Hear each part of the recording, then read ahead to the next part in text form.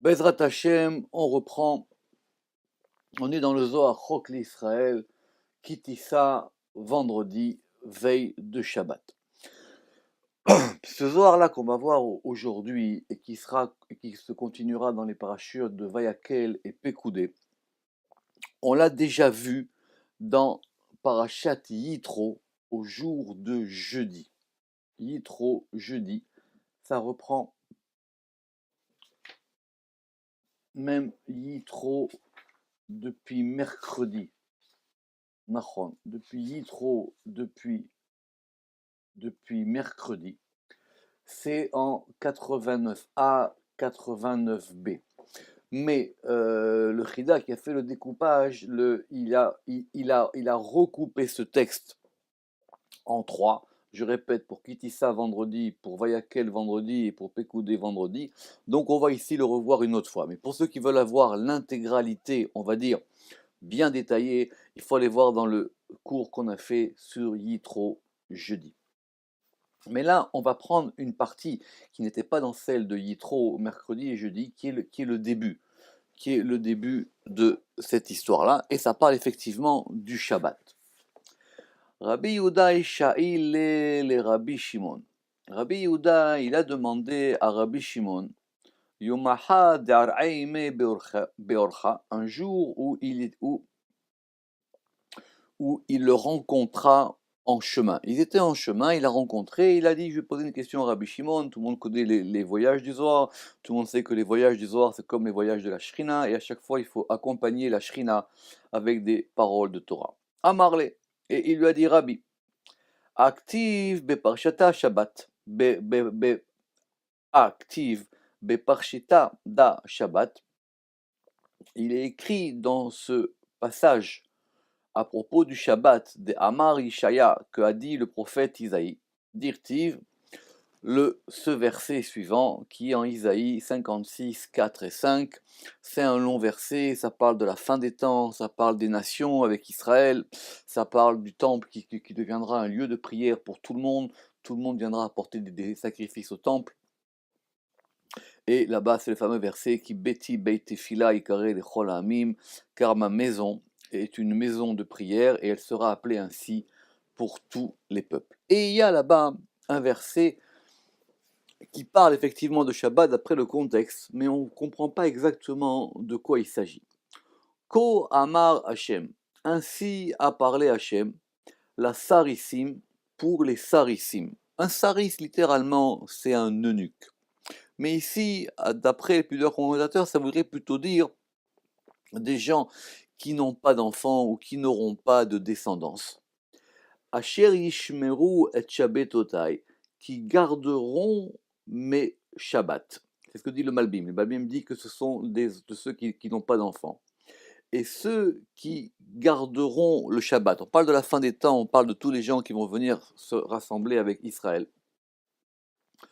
Ou baharu ba'asher chafatzti, et ils choisiront ce que j'ai désiré. Ou mahazikim bivriti, et ils se renforcent dans mon alliance. Donc on parle de Shabbat. Donc il y a un sujet qui s'appelle les sarissim. Et à ces sarissim-là, parce qu'ils garderont, parce qu'ils observeront mes Shabbats au pluriel, et qu'ils vont choisir ce que j'ai désiré, c'est-à-dire qu'ils vont choisir d'accomplir ou d'être fidèles à mes lois. Et qu'est-ce qui va se passer pour eux? Venatati lahem beveti, et je leur donnerai dans ma maison. Voir là-bas ce qu'on a dit dans Parashat Yitro, que le Zohar va dire c'est quoi bebeiti, il dit c'est ma maison, c'est la Shrina. Ou bechomotai, et dans mes murs, yad vashem tov, une main et un bon nom. C'est là que vient cette fameuse expression de yad vashem, et je leur donnerai yad. Alors littéralement c'est une main, ça voudrait dire peut-être ici une aide, mais il faut toujours évidemment rester dans le sens littéral du verset. Je leur donnerai une main. Vashem Tov et un bon nom. C'est quoi un bon nom? C'est une renommée. Donc même s'ils n'ont pas d'enfants, je les aiderai et ils auront une renommée, c'est-à-dire même s'ils n'ont pas de descendance, leur nom restera dans l'histoire. Mi banim ou mi banot, plus que de fils et de filles, c'est-à-dire les enfants masculins et féminins qu'ils n'auront pas. Shem Olam, un nom Olam, un nom pour toujours, un nom du monde, un nom éternel.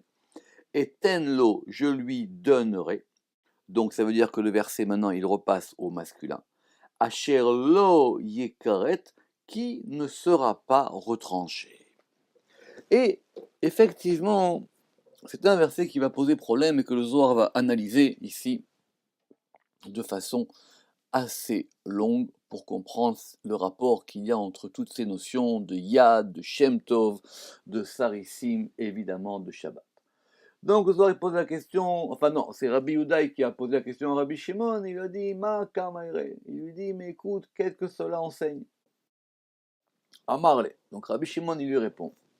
Et il lui dit, Kaputka, tu es un Cappadocien, tu viens de Cappadoce, donc tu viens de loin. Chamracha kitre betifsa, accroche ton âne à la barrière, parce qu'ils étaient donc en chemin, ils étaient donc en monture. Il dit, écoute, pour que je t'explique cette chose-là, alors déjà, tu vas accrocher ton âne à la barrière. Évidemment, on peut comprendre que ça veut dire différemment. Ça veut dire maintenant, il faut que tu te détaches de la matérialité du chomer, âne c'est chamor, que tu te détaches de la matérialité de ce verset. Venachit et descend, c'est-à-dire maintenant descend de ce degré de la matière pour comprendre ce verset à un autre degré. Des mila de oraita ba'et tsachuta. Parce que une parole de Torah, elle a besoin d'être tsachut, elle a besoin de limpidité, elle a besoin d'être claire. Donc je vais maintenant t'expliquer le secret de ce verset, et pour ça il faut que maintenant tu descendes de ton âme, de ta matière, et je vais t'expliquer vraiment qu'est-ce qui se passe dans ce passage. Au Afke le Achora, ou alors retourne-toi, c'est-à-dire maintenant fais un chemin arrière par rapport à ce que tu sais et à ce que tu connais. Vezil Avatrai, et viens derrière moi, ou Techaven Libar, et oriente ton cœur. Donc ça veut dire je vais t'expliquer des choses très difficiles, et pour que tu les comprennes, il faut d'abord qu'il y ait un changement qui se fasse en toi. C'est une très bonne leçon du Zohar. La connaissance, c'est pas simplement intellectuel, il faut qu'il y ait aussi un changement dans l'homme pour qu'il puisse comprendre des choses. Amarle, alors il est un peu surpris et il lui répond, Begine demor avidana orcha. Il dit, mais c'est pour mon maître, c'est pour toi, Rabbi Shimon, que j'ai fait tout ce chemin.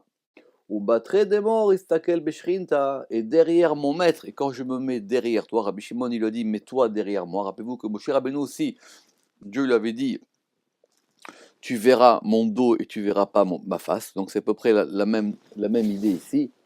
Ou betretredemo estakel beshrinta, je contemple la shechina.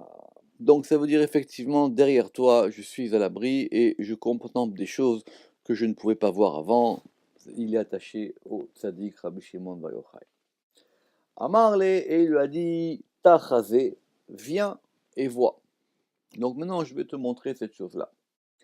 Milada, ukmua chavraya. Il lui a dit, cette parole, elle a déjà été établie par les compagnons, elle a déjà été expliquée dans l'Agmara, dans Talmud Babylone, dans Sanhedrin, en 93b. Vela parishumila, mais là-bas, ils n'ont pas vraiment expliqué la chose. Donc c'est un sujet qui nécessite que les choses soient vues d'après le sens secret de la Torah. Alors il faut qu'on reprenne le verset mot par mot, lettre par lettre, et qu'on comprenne exactement de quoi il s'agit. Alors, on reprend le verset. Kohamar Hashem, la Sarissim, ainsi a parlé Hashem aux Sarissim, à ses eunuques. D'après le Ramak, ici, il s'agit des vieillards sans enfants. D'après le Malbim, on avait dit aussi que c'était des gens qui ne pouvaient pas avoir d'enfants. Asher Ishmeru et Shabbatotai, qui garderont mes Shabbats. Ou Baharu Ba'asher Chafatzti, et qui choisiront ce en quoi j'ai désiré. Ou Mahazikim Bivriti, et ils se renforcent dans mon alliance, le verset qu'on a cité. Et la question maintenant, elle vient. Man sarissim, ça veut dire quoi ici, c'est sarissim? Ça veut dire qu'il y a quelque chose de caché dans cette notion, on ne voit pas vraiment de quoi il s'agit d'abord par rapport au contexte, et qu'est-ce que ça vient nous apprendre ici, et surtout le rapport avec le fait que ce soit lié à l'observance et à la shmira et à la garde du Shabbat. Ninun Chavraya, il dit ce sont ses compagnons. Donc les Chaverim, c'est-à-dire ce sont les gens qui sont dans la Chavura, dans la confrérie, dans les compagnons des Mishtadle Beoraita qui approfondissent la Torah, c'est-à-dire qui ont accès aux secrets cachés de la Torah. Ou Mesarese Garmaihu Kol Shita Yomin de Shabbata. Et ici, on va passer au verbe, et c'est eux, littéralement, ils se rendent eunuques, ils vont se castrer, Kol Shita Yomin de Shabbata, durant les 6 jours de la semaine du Shabbat. Vous savez que Shabbat, ça désigne à la fois le jour du Shabbat et ça désigne aussi la semaine entière. Il y a une explication pour ça, c'est expliqué longuement dans le Zohar, parce que Shabbat, il contient en lui les 6 jours de la semaine, et c'est pour ça que Shabbat désigne à la fois le jour même, c'est-à-dire le 7e jour, et ça désigne aussi la semaine entière. Et donc, ce sont qui ces sarissim? Sont des gens qui vont se rendre eunuques pendant les 6 jours de la semaine, Vela'an Beoraita, et ils vont lire la Torah, ils vont étudier la Torah. Donc pendant les 6 jours de la semaine, donc quelque part il y a 2 Shabbats pour eux, quoi.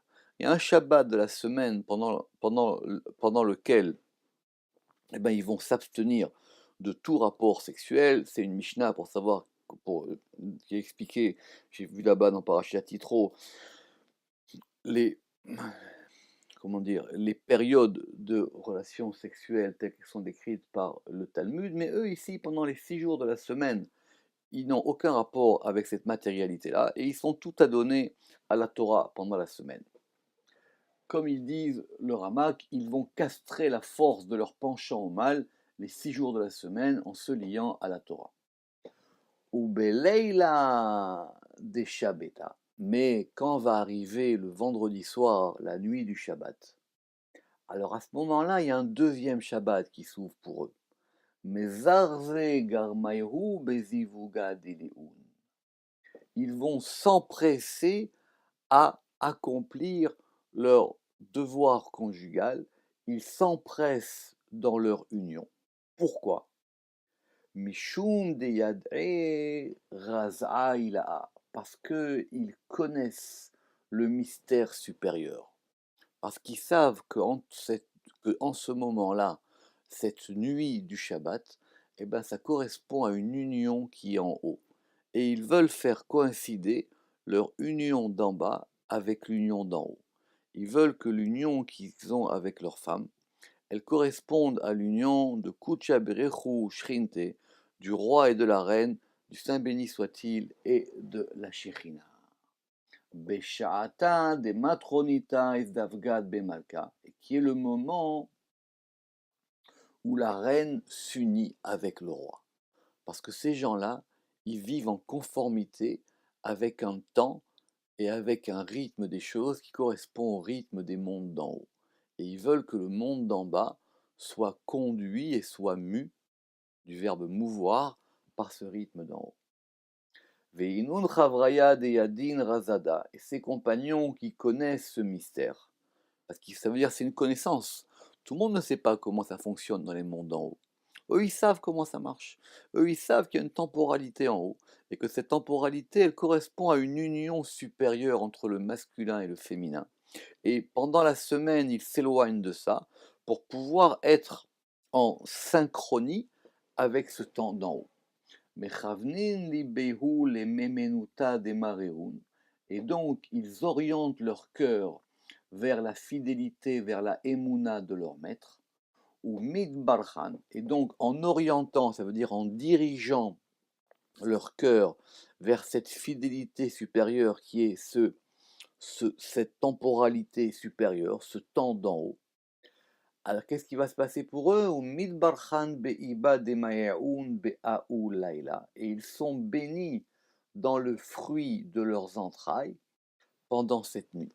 Parce qu'effectivement, les enfants qui sortiront de ces unions auront une beracha, auront une bénédiction particulière, parce que ça sera quelque part influé où il y aura quelque chose sur eux qui viendra de l'union d'en haut, comme si l'union d'en haut donnait des fruits dans l'union d'en bas et que cette union d'en bas va aussi donner des fruits par rapport à un influx qui va être reçu d'en haut. Voir la note 8 sur cette expression du Iba des Maïoun, les fruits de leurs entrailles. Veda ou dirtiv, et c'est ça qu'il est écrit dans le verset, Asher Yishmeru, il est écrit qui garderont mes Shabbats. Vous savez que ce verbe shamor, il a plusieurs sens. Il veut dire effectivement, dans un premier sens, surveiller, garder, observer. Mais ici, le Zohar, il veut comprendre, ça veut dire quoi? Qui garderont mes Shabbats. Kamad et Atamer, et cette expression, elle ressemble à ce qui est écrit Ve'aviv Shamar et Tadavar à propos de Jacob. Quand Joseph, il a fait ses rêves, il les a racontés à ses frères, qui effectivement les ont mal pris, ont donné des interprétations, mais Yaakov, leur père, il a marqué là-bas Ve'aviv Shamar et Tadavar, et Jacob, il a gardé la chose, c'est le même verbe, mais d'après l'explication là-bas, ça veut dire il a attendu. Donc ici, c'est quoi Yishmeru? C'est-à-dire il a attendu que ça se réalise. Il a dit, mon fils, il a fait un rêve, eh ben je vais garder, protéger. Ça c'est le premier sens du verbe lishmor, shomer, et en même temps je vais attendre. Il y a une attente dans cette chose-là. Eh ben eux aussi, ils attendent le Shabbat pour s'unir. C'est pour ça que le verset il dit Asher Yishmeru, il y a marqué Asher Yishmeru et Shabbatotai. Ils attendront mes Shabbats. Donc quelque part, ils se préservent et ils sont dans l'attente du Shabbat. Veikroun Sarisim Vadai. Et voilà pourquoi est-ce qu'ils sont nommés eunuques vraiment. Begin les Chakaha les Shabbata, car ils attendent le Shabbat, les Ashkachar Ava des Mareoun, pour se trouver ou pour être avec la volonté de leur maître. Rama qui dit pour s'unir au moment de l'union supérieure, parce qu'à ce moment-là, la volonté supérieure, c'est pour ça que Zohar il a dit les Ashkachar Ava des Mareoun pour trouver la volonté de leur maître. Et c'est ce qui est écrit dans la suite du verset, où Bacharu Ba'asher Chafatzti, et ils choisiront ce que moi j'ai désiré. C'est-à-dire au moment de mon désir, moi, avec la reine en haut, ils ont choisi ce moment-là. Et ça correspond au moment où il y a une volonté supérieure du désir d'en haut, et cette volonté supérieure du désir d'en haut, elle se dévoile en bas, et c'est à ce moment-là que eux ont choisi aussi de s'accorder avec cette volonté. Et donc le Zohar va être encore plus explicite, s'il veut dire, mais ça veut dire quoi? Maï ba'asher chafatzti, parce qu'il avait dit, et ils choisiront ce que j'ai désiré. Ça veut dire quoi ce que j'ai désiré? C'est quoi mon désir? Alors il dit le Zohar, Dazivuga de Matronita. C'est mon union, c'est l'union du roi avec la reine. C'est ça mon désir. Donc c'est pas simplement de ce que j'ai souhaité, comme on aurait pu croire d'après le Pshat, c'est-à-dire ils choisiront ce que moi j'ai souhaité, mes lois, ils choisiront de s'accorder avec mon désir, moi, par rapport au degré féminin qui s'appelle ici la matronita. Et la suite du verset, ou mahazikim bivriti, et il se renforce dans mon alliance. Alors le Zohar dit, kulahad, tout ça c'est un. Il renforce par leur union en bas, l'union d'en haut, et c'est ça l'union du Shabbat, c'est ça le Brit, c'est ça mon alliance, c'est l'alliance de tous ces degrés. On va dire donc bivrit istam, oui, c'est dans mon alliance simplement. C'est-à-dire dans l'alliance, non pas l'alliance de la Torah, va dire le Ramak, mais l'alliance de la Brit Mila. Alors c'est pour ça que c'est un degré supérieur et que Rabbi Shimon, il avait besoin de quelques précautions pour expliquer cette chose-là. Zakar hulake demande kadesh bigdushada veyada razada. Heureuse la part de celui qui se sanctifie ou qui s'est sanctifié dans cette sainteté-là, parce qu'il y a maintenant il y a une sanctification dans l'union. Et cette sanctification dans l'union, elle se fait par ce degré du Shabbat. Veyada razada, et donc heureux celui qui se sanctifie dans cette sainteté, comme dit le Ramak, pour orienter son intention, pour diriger sa kavana, son intention, c'est-à-dire ce vers quoi il se dirige dans la vie, vers cette union du Shabbat, et celui qui connaît ce mystère. On va relire quand même. Zaka'a chulake demande itkadash bekidushada. Heureuse sa part de celui qui se sanctifie ou qui s'est sanctifié dans cette sainteté. Veyada razada, et il connaît ce mystère. Qu'on puisse connaître ce mystère et cette kedusha. Baruch Shabbat Shalom, lechulam.